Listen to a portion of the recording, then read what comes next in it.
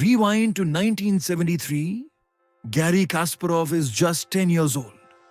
He plays a remarkable game against Kengis Edvins, demonstrating deep understanding of the Sicilian from the black side.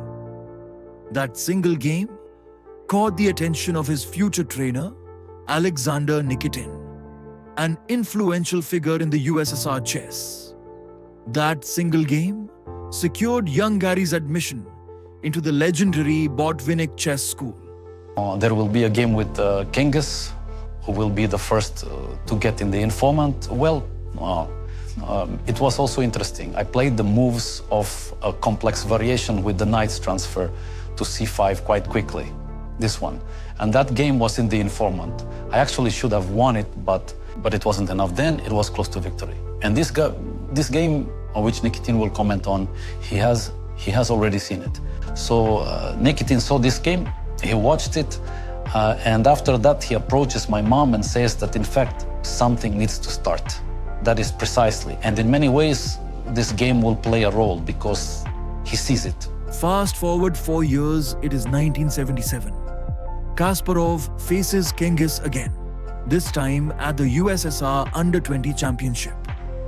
In this brilliant attacking game by young Garry, he shows glimpses of a future champion in the making. Let's pick up the action at move 14.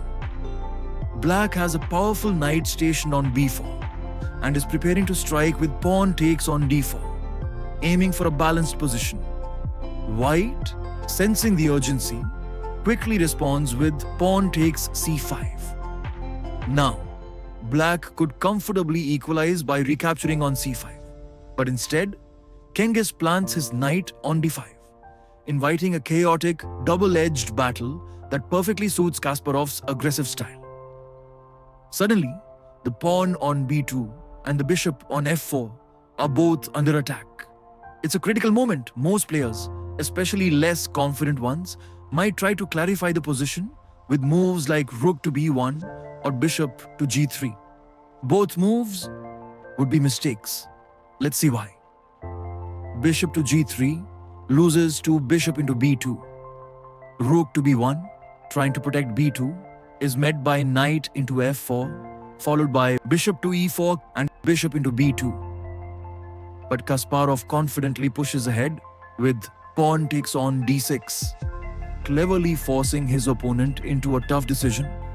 And remember, whenever your opponent has to make a tough choice, mistakes often happen. And that's exactly what unfolds here. Instead of capturing the bishop on f4 with the knight, which would have maintained balance, Black mistakenly grabs the pawn on b2 with the bishop. Now, the fireworks begin. Kasparov calmly moves his threatened bishop to h6. Black responds with rook to e8. Not the best response. Perhaps Kengis overlooked Kasparov's next stunning move. Pause here if you want to try and guess what Kasparov played next. Ready? Kasparov pushes pawn to d7. A brilliant strike. Queen has to capture on d7, but this walks straight into a nasty pin along the d file. Kasparov's follow-up is just as precise. His knight comes into the game, threatening to jump into the b6 square while eyeing e5. Black, in desperation, captures the rook on a1, but now there's a lethal checkmate threat looming on g7. Black's most natural defense would be knight to f6, blocking any pins and closing off critical dark squares. But instead, Kengis chooses e5, a move that seals his fate.